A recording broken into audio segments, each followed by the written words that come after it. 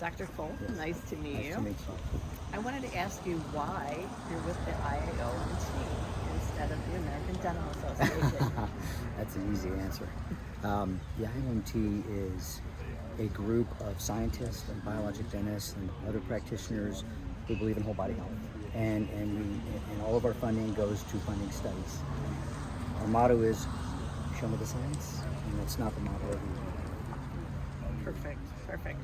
And can you tell me why is it that over 95% of the world does not fluoridate? because it's unnecessary. Only 5%, as you mentioned, do fluoridate. And of that 5%, there's only 11 countries that actually provide it to more than half the population.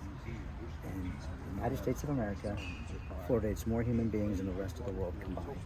And yet decay rates are exactly the same worldwide. There's no correlation. There's no correlation.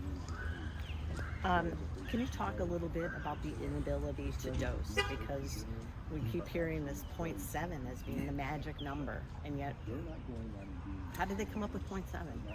There's actually, honestly, if you look very closely, there's not a whole lot of science to it. They, way back when, Harold Hodge, he ran the Manhattan Project. He was the guy with the white coat at the chalkboard saying 1 part per million was the optimal level. There was no science behind that then. There still isn't. But over time, they started noticing there were more kids with fluorosis on their teeth, so they had to do something. So they lowered it down to 0.7, again, just a random number. You'll see as we speak about this later, the science doesn't back any of those numbers. With all of the recent science that's out there, why is it that the public has such a hard time wrapping their head around the facts that it's so harmful? You know, it's like anything, right? I mean, if something is told to you your whole life over and over again, whether it's a lie or not, it becomes true.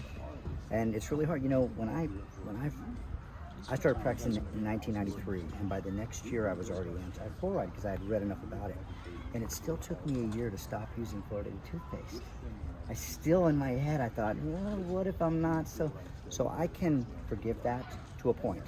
We now have over 10 years of incredible science showing all the neurotoxic effects to children's brains. Enough's enough. Thank you very much. Yeah, thank you.